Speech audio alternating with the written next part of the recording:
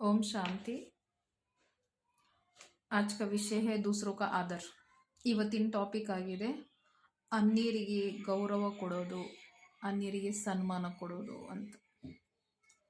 जब हमें आध्यात्मिक बोध हो जाता है तो उसका परिणाम यह होता है कि हम दूसरों का आदर करने लगते हैं। मेरे आसपास के लोग स्वयं की उन्नति हेतु जो प्रयत्न कर रहे हैं उन्हें मैं आध्यात्मिक चेतना के द्वारा ही पहचानता हूँ। इससे मुझे प्रेरणा मिलती है कि मैं भी अपनी साथियों की संभावित क्षमता व उनकी विशेषता योग्यताओं पर अधिक ध्यान दूं, न कि उनकी कमियों पर। ಯಾವಾಗ ನಮಗೆ ಆಧ್ಯಾತ್ಮಿಕ ಬೋಧನೆ ಆಗುತ್ತೆ ಅಂದರೆ ಆಧ್ಯಾತ್ಮಿಕ್ ನಾಲೆಜ್ ಅರ್ಥಾತ್ ಜ್ಞಾನ ಸಿಗುತ್ತೆ, ಆಗ ಅದರದ ಪರಿಣಾಮ ಇದೇ ಆಗೋದು, ನಾವು ಅನ್ಯರಿಗೆ ಗೌರವ ಕೊಡೋಕ್ಕೆ ಸ್ಟಾರ್ಟ್ ಮಾಡ್ತೀವಿ, ಅನ್ಯರಿಗೂ ನಾವು ರೆಸ್ಪೆಕ್ಟ್ ಕೊಡೋಕ್ಕೆ ಸ್ಟಾರ್ಟ್ ಮಾಡ್ತೀವಿ।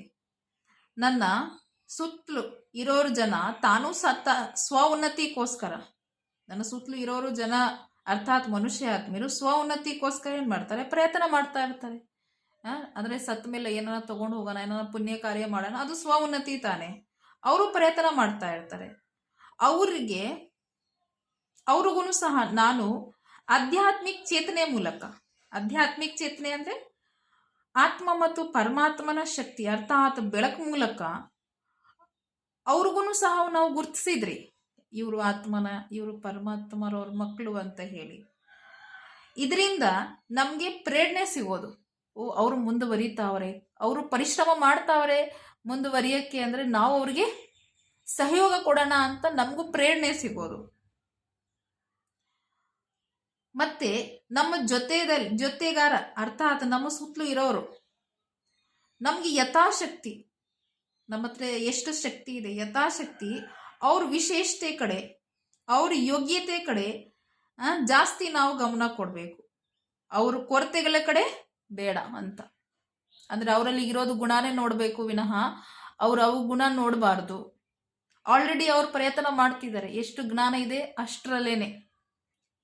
ಹಾಗಾಗಿ वास्तव में लोगों को उनकी कमियों से मुक्त होने में सहायता करने की यही विधि है। ವಾಸ್ತವದಲ್ಲಿ ಅವ್ರ ಕೊರತೆಗಳು, ಅವರಲ್ಲಿ ಇರೋದು ವೀಕ್ನೆಸ್ಗಳಿಂದ ಮುಕ್ತರಾಗೋಕ್ಕೋಸ್ಕರ ಅವರಿಗೆ ಸಹಯೋಗ ಕೊಡೋದು ವಿಧಿನೇ ಇದೇ ಆಗಿದೆ। ಏನಾಗಿದೆ, अपने साथियों के अंतिम परिवर्तन में मुझे कितना विश्वास है। ನಮ್ಮ ಜೊತೆಲಿರೋರು, ನಮ್ಮ ಸುತ್ತಲೂ ಇರೋರು, ಜೊತೆಗಾರ ಆಗಿರೋರು, ಅವರು ಕೊನೆ ಪರಿವರ್ತನೆಯಲ್ಲಿ ನಮಗೆ ಎಷ್ಟು ವಿಶ್ವಾಸ ಇದೆ, ಅವ್ರು ಕೊನೆವರೆಗೂ ಇಷ್ಟು ಪರಿವರ್ತನೆ ಆಗ್ತಾರೆ, ಅಪ್ಪ ಇಷ್ಟು ಚೇಂಜ್ ಆಗ್ತಾರೆ, ಇವ್ರೂ ಸಹ ಜ್ಞಾನಿ ಆಗ್ತಾರೆ, ಇವ್ರೂ ನಿರಹಂಕಾರಿ ಆಗ್ತಾರೆ, ನನಗೆ ಅವ್ರ ಪ್ರತಿ ಎಷ್ಟು ವಿಶ್ವಾಸ ಇದೆ, ಇದು ಮುಖ್ಯ ಇದೆ ಅಂತ। यह समझने से मैं अपनी आत्मिक चेतना की गुणवत्ता को चेक कर सकती हूँ। ಇದು ನನಗೆ ಅವರಿಂದ ಪರಿವರ್ತನೆ ನಮಗೆ ಅರ್ಥ ಆಗ್ತಾ ಇದೆ, ಕಾಣಿಸ್ತಾ ಇದೆ। ಇದರಿಂದ ಅರ್ಥ ಆಗುತ್ತೆ ನನ್ನ ಆತ್ಮಿಕ ಬೆಳಕು, ಆಧ್ಯಾತ್ಮಿಕ ಚೇತನ ಅರ್ಥಾತ್ ಆಧ್ಯಾತ್ಮಿಕ ಶಕ್ತಿ ಎಷ್ಟು ಗುಣಗಳಿದೆಯಲ್ಲ ಅದನ್ನು ಚೆಕ್ ಮಾಡಬಹುದು। ನಮಗೆ ಅನ್ಯರ ಗುಣ, ಅನ್ಯರ ವಿಶೇಷತೆ, ಅನ್ಯರ ಶಕ್ತಿಗಳು ಫೀಲ್ ಆಗ್ತಾ ಇದೆ ಅಂದರೆ ನಮ್ಮ ಶಕ್ತಿ ಅಂತ ನಾವು ಚೆಕ್ ಮಾಡಬಹುದಲ್ವಾ। ನಾವು ಇಷ್ಟು ಶಕ್ತಿಶಾಲಿ ಆಗಿದ್ರೆ, ಈ ಲೆವೆಲ್ಗೆ ನಾವು ಬಂದಿದ್ರಿ, ಅನ್ಯರಿಗೆ ಚೆಕ್ ಮಾಡೋದು, ಅನ್ಯರಿಗೆ ಅಂದರೆ ಬಾಬಾ ಮಹಾವಾಕ್ಯಗಳಲ್ಲಿ, ಪರಮಾತ್ಮರ ಮಹಾವಾಕ್ಯದಲ್ಲಿ ಹೇಳ್ತಾರೆ, ನಿಮ್ದು ಕೊನೆ ಅವಸ್ಥೆ ಹೇಗಿರುತ್ತೆ ಅಂದರೆ ನೀವು ಅನ್ಯರಿಗೆ ನೋಡ್ತಾ ನಿಮಗೆ ಸಾಕ್ಷಾತ್ಕಾರ ಆಗುತ್ತೆ, ಸತ್ಯುಗದಲ್ಲಿ ಇವರು ದಾಸಿನ, ರಾಜರಾಣಿನ, ಮಹಾರಾಜ ಮಹಾರಾಣಿನ, ಇಲ್ಲ ಸಾಹುಕಾರ ಪ್ರಜೆನ, ಇಲ್ಲ ಥರ್ಡ್ ಗ್ರೇಡ್ ಪ್ರಜೆನ, ಏನು ಪದವಿಗೆ ಹೋಗ್ತಾರೆ ಅದು ನೀವು ಅನ್ಯರಿಗೆ ನೋಡ್ತಾ ಅವ್ರ ಪದವಿ ನಿಮಗೆ ಅನುಭವ ಆಗುತ್ತೆ। ಅದೇ ಥರ ನಿಮ್ಮ ಪದವಿನೂ ಸಹ ನಿಮಗೆ ಅನುಭವ ಆಗುತ್ತೆ। ಅಂದರೆ ಅನ್ಯರ ಕೊರತೆಗಳಲ್ಲ, ಅನ್ಯರ ವಿಶೇಷತೆಯಿಂದ ಗೊತ್ತಾಗುತ್ತೆ ಇವರು ಇನ್ನೂ ಮುಂದೆ ಹೋಗ್ತಾ ಇನ್ನೂ ಪರಿವರ್ತನೆ ಆಗ್ತಾರೆ, ಅವ್ರ ಬಗ್ಗೆ ವಿಶ್ವಾಸ ಬರುತ್ತೆ। ಅದರದ ಅರ್ಥ ಏನು, ನಮ್ಮಲ್ಲಿ ಎಷ್ಟು ಬೆಳಕು ಬಂದಿದೆ, ಎಷ್ಟು ಗುಣ ಬಂದಿದೆ, ನಾವು ಸಹ ನಮಗೆ ಚೆಕ್ ಮಾಡ್ಕೋಬಹುದು ಅಂತ ಅರ್ಥ। ಯಾ ವಿಶ್ವಾಸ ವ ಪ್ರೇಮ್ ಹಿ ಸಚ್ಚ ಆಧಾರ ಹೈ। ಈ ವಿಶ್ವಾಸ ಮತ್ತು ಪ್ರೀತಿನೇ ಸತ್ಯವಾದ ದಯೆಯಾಗಿದೆ। ಅಂದರೆ ಅರ್ಥ ಏನು, ನಾವು ಅನ್ಯರ ಮೇಲೆ ದಯೆ ತೋರಿಸೋದು ಮುಖ್ಯ, ಅಷ್ಟೇ ಮುಖ್ಯ ಇದೆ ಎಷ್ಟು ಮುಖ್ಯ ನಮ್ಮ ಮೇಲೆ ನಾವು ದಯೆ ತೋರಿಸೋದಾಗಿದೆ. ಅನ್ಯರಿಗೆ ನಾವು ಸಹಯೋಗ ಕೊಡಬೇಕು ಅಂದ್ರೆ ನಾವು ಶಕ್ತಿಶಾಲಿ ಆಗ್ಬೇಕಲ್ಲ.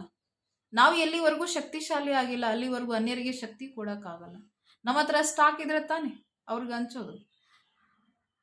ಅದಕ್ಕೋಸ್ಕರ ವಿಶ್ವಾಸ ಮತ್ತು ಪ್ರೀತಿ ನಮ್ಮ ಮೇಲೆ ನಮಗೂ ಇರಬೇಕು ಮತ್ತು ಅನ್ಯರಿಗೂ ಇರಬೇಕು, ಅನ್ಯರ ಮೇಲೇನೂ ಸಹ ಇರಬೇಕು.